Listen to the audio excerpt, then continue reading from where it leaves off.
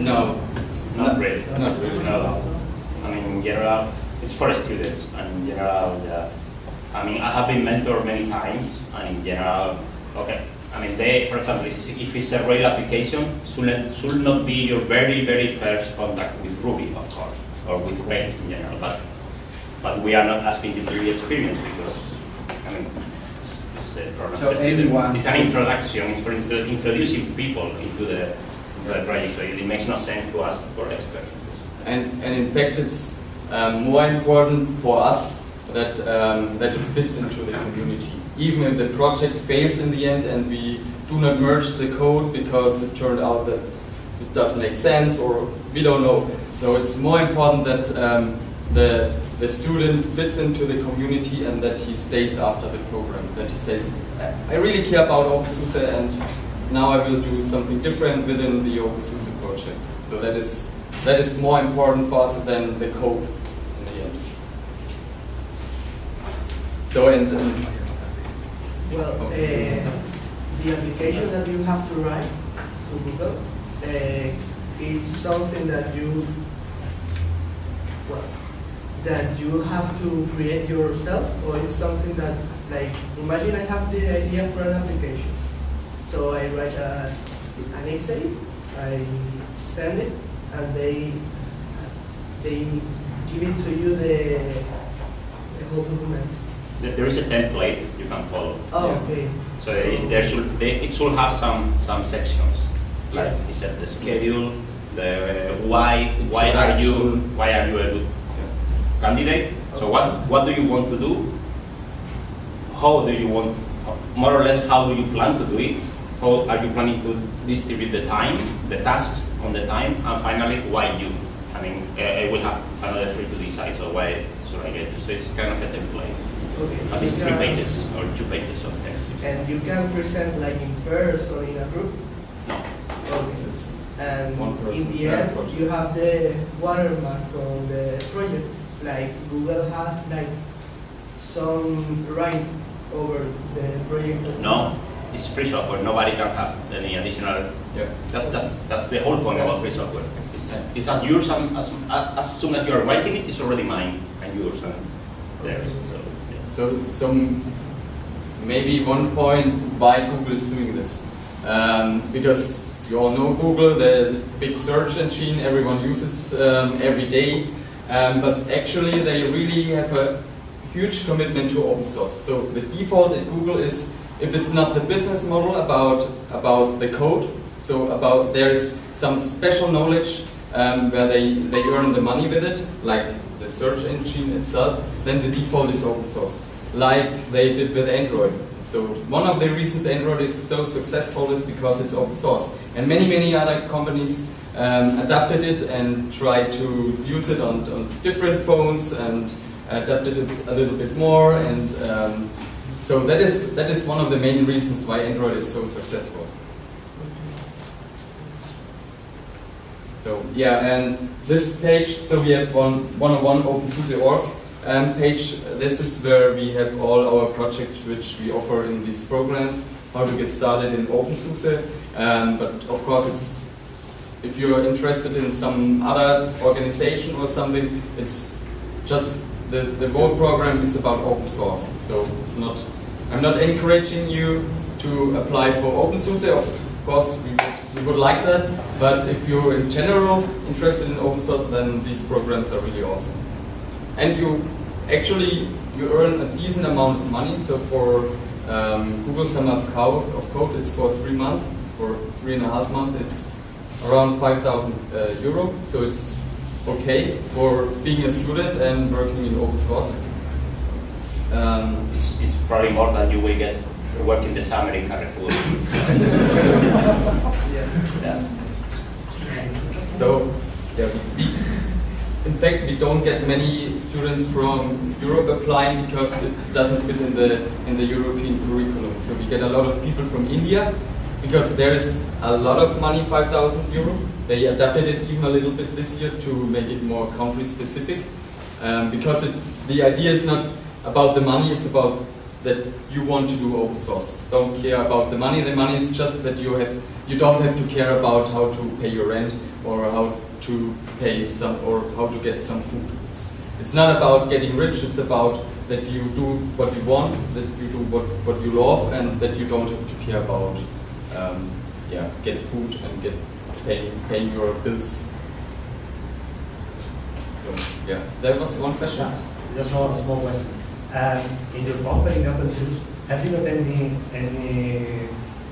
colleges, workers that study vocational training, FFA? Vocational training. Yeah, people that like internship. The people that didn't went to university, but from yeah. professional schools.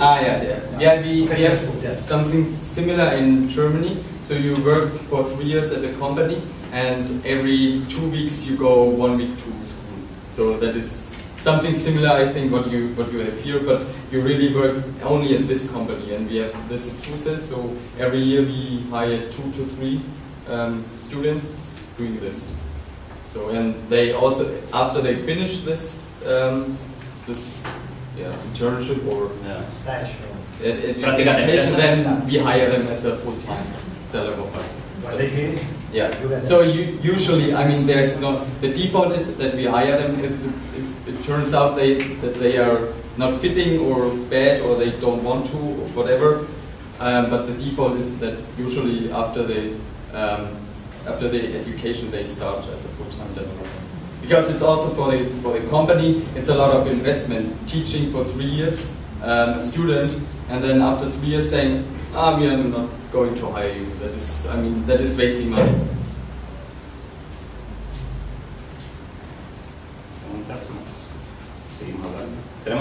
We have more slides here. Yeah, this was supposed to be for teachers. So, and just we didn't came here to sell this to the teachers, because actually we were already coming here. We already have the deal to come, and just 2 days after, the company decided to launch to release an academic program, which was like very good timing. So I have something new for the talk.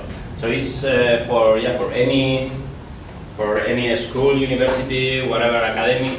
So we are providing. This is SUSE as a company. It's not OpenSUSE as a free software project. This is now I'm again being a SUSE employee. So I'm not a free software enthusiast anymore. Now I'm a SUSE employee here, and so we have this program for any school to. So we offer discounts or a lot of documentation that usually is paid documentation training, specialized training for the teachers, so you can be certified in Linux or whatever, and it's much cheaper because you are a teacher, and it's for you to spread our technology and all that. So it's just take a look at the program is really new. It was announced like 2 weeks ago, so we really don't know much. I mean, not even we in the company. Somebody in the company, I hope, knows, but not me. But yes, I can put you in touch. I can with somebody in the company that probably knows. And also, as a SUSE employee, we are hiring. That's we currently have only 137 open positions. So we are looking for 137 new people to hire all over the world. Already more than in this room. Yeah. So you could all of you get a job, and we will need another 2 rooms of people to really fit what we need. So that's also very related with what I told you at the beginning, that we are in 21st century. So your working market is not Canary Island anymore. I mean, there is absolutely no reason for you to work in a local company unless you want. If you are looking for a job, just look anywhere. Think globally. So, for example, in SUSE we really need people, and we are hiring from all over the world. The company, the main sites, like the headquarters of the company, the engineering one, there are a lot of sales points with commercial people, but the engineering sites are Nuremberg, Prague, Beijing, Taiwan, and Utah. because it's quite a big company, of course. But actually, we hire people all over the world. Like, as I said, we are 8 working from Canary Island. We have a total of 15 or 20 people working from Spain, everybody at home. We do a lot of. Well, when I was hired by the company, like 4 years ago, it was not that common. The company still wanted local German or people in the main sites, but now they already surrendered. They are completely open, and we are really hiring a lot of remote people just to work from home. So if you can speak English and you know something that is, there's jobs.suse.com, there is a description of the jobs there. Apply, why not? And actually that was one of the reasons why I wanted to work in SUSE when I finished, or after I was already involved in open source and stuff, I got the offer from SUSE, and I really wanted to work in an international team and in a global team, because for me it's more fun. Because just working in a German company with German colleagues all the time, for me it would be boring. And I really enjoy to being here in Canary Island, visiting German people is boring in general. Of course. But yeah, that was one of the reasons why I wanted to join SUSE, because I wanted to work in an international team, in a global distributed team, because it's more fun, it's more challenging, it's more maybe it's better to have a distribution in the team. Not everyone from Germany with the same point of view, doing the same thing what they already did the last 20 years, whatever. So. And you can learn how to order beer in 10 different languages. That is also very good. And drink. Yeah, and drink. From 10 different. Order the beers and then drink them. Yeah. There's no point in ordering if you're not going to drink it. So that's everything I managed to put on the slides. Some of the slides I just pass over. So if you have any question, you go back, forward, wherever. If not, I guess there's more speakers to take the stage. But now it's. A veces en español, porque en inglés es un poco rápido, no la liamos. Tú comentabas que en las universidades se está usando el open source para lo que es un trabajo científico.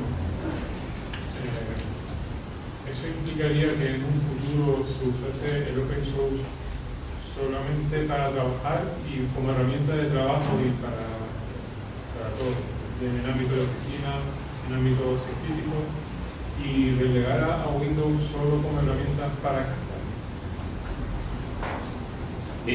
Porque por lo que yo he entendido es que cada vez se está usando, se está incrementando cada vez más el uso como herramienta de trabajo.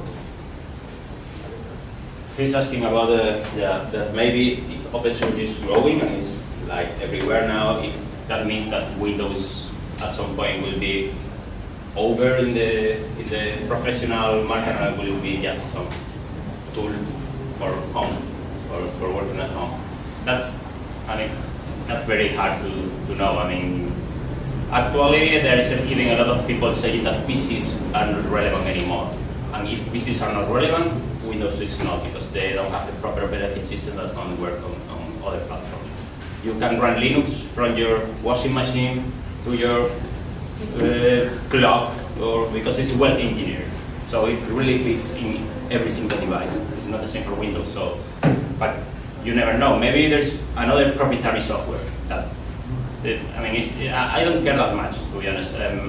As soon as there is enough to do with free software, I don't want to erase all the proprietary software from the face of the earth or something like that.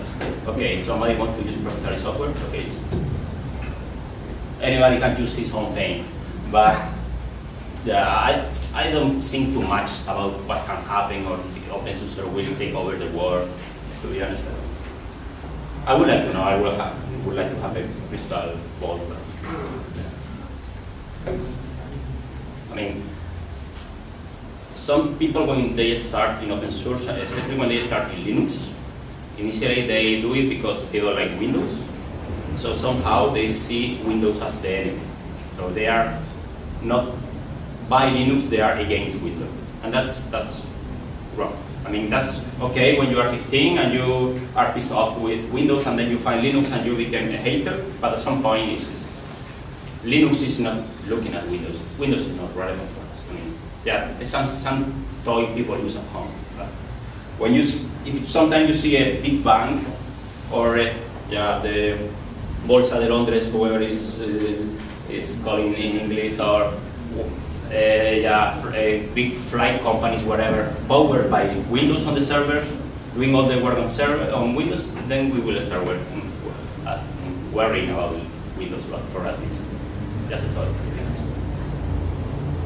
Solo un pequeño apunte le comentaba el tema del software científico, software libre para la ciencia y Linux Windows. Creo que una cosa es el sistema operativo de escritorio que tú utilizas en tu máquina y otra cosa es la aplicación que haces correr encima.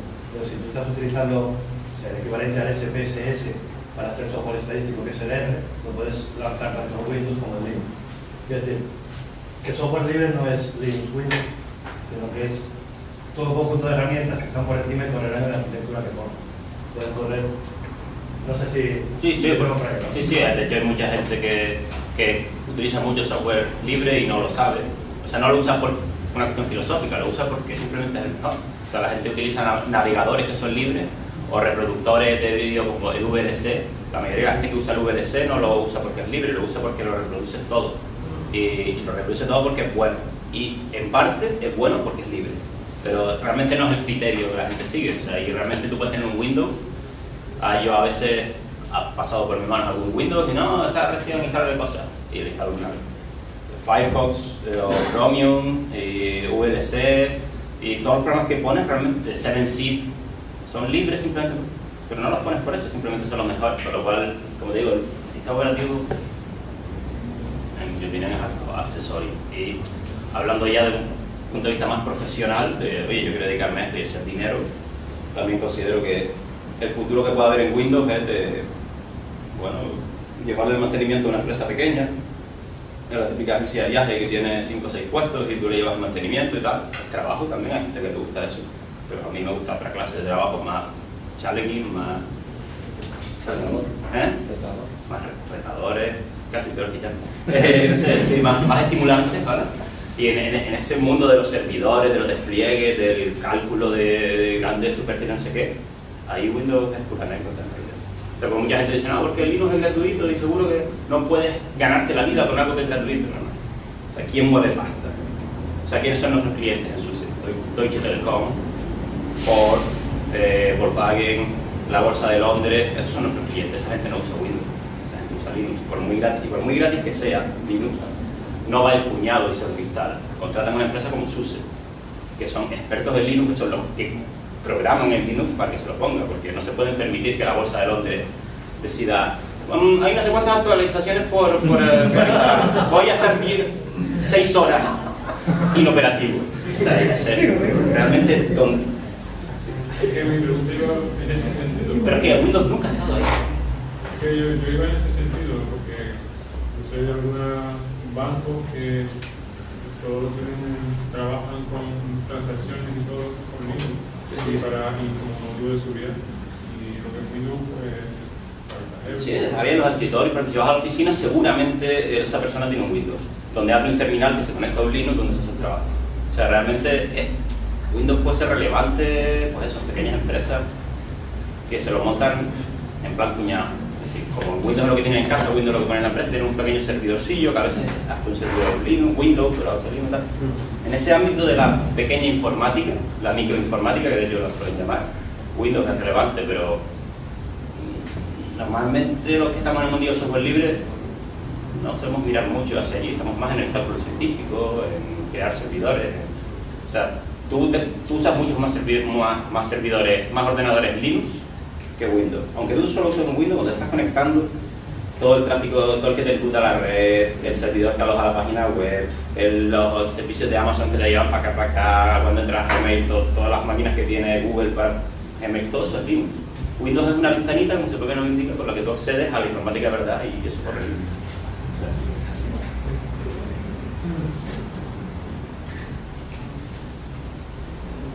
¿Preguntas?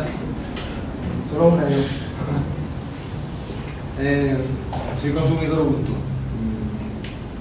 Intenta convencerme de instalar SUSE. ¿Alguna razón especial para instalar SUSE en vez de Ubuntu? No, sinceramente no. O sea, tenemos nuestras propias herramientas de configuración. I will switch to English. He's asking me to convince him to switch from Ubuntu to OpenSUSE or to SUSE. Well, we, for example, have configuration tools. That's actually my job. I work in the team that create Just. So I'm a Just developer. So it's kind of a control center, like it used to be in Windows. I'm not sure if there's a Windows control center anymore because I haven't used it in years. But you can use it to configure the system, but also to configure a server and many things in kind of point and click way. And the nice thing is that it also works in text mode. So if you SSH to the machine, to a server where you don't have Windows, whatever, I mean Windows in the sense of visual environment, then it works like with menus, the good old menus in text mode, and you can really configure a lot of things on the system just using that.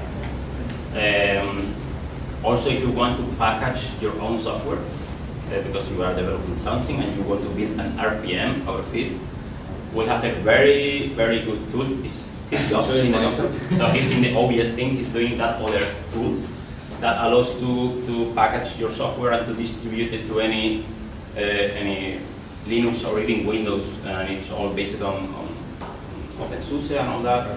I don't know. I'm pretty sure I can Google and find a list that somebody created. But as I said, in the same way, I'm not like trying to attack Windows. I mean, when I have the chance, of course I do. But I don't think too much about that. In the same way, I will just choose whatever you prefer. I mean, people is even Ubuntu is actually kind of the exception. They like to do their things on their own way. They didn't really get the idea of open source to a big degree, so they are. But in the other distributions, for example, we are SUSE. We are a company that sells Linux to big companies. Okay, and Red Hat is our. I usually say Red Hat is Coca-Cola and we are Pepsi. Okay, so we are those companies very famous in the world of Linux and are always fighting for the same customers. And it's very often that some Red Hat engineer is just at SUSE offices to collaborate with a SUSE engineer to fix a problem. Maybe our sales people, the commercial people, they when they see Red Hat and SUSE, they fight, but the developers, we don't. I mean, we really, we have tools that are very important for us, are maintained by a Red Hat developer, and the other way around. I will not start a fight against any other distribution. That's not the idea.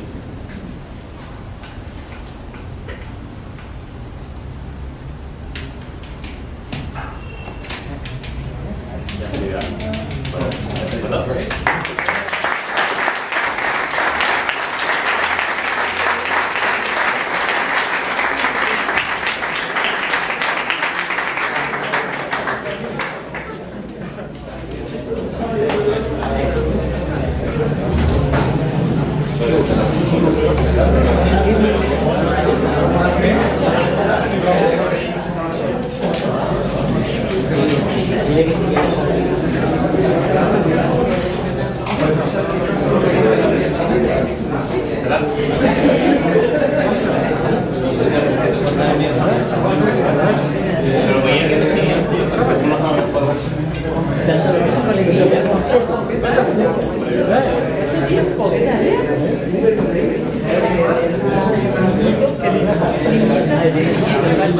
Sí.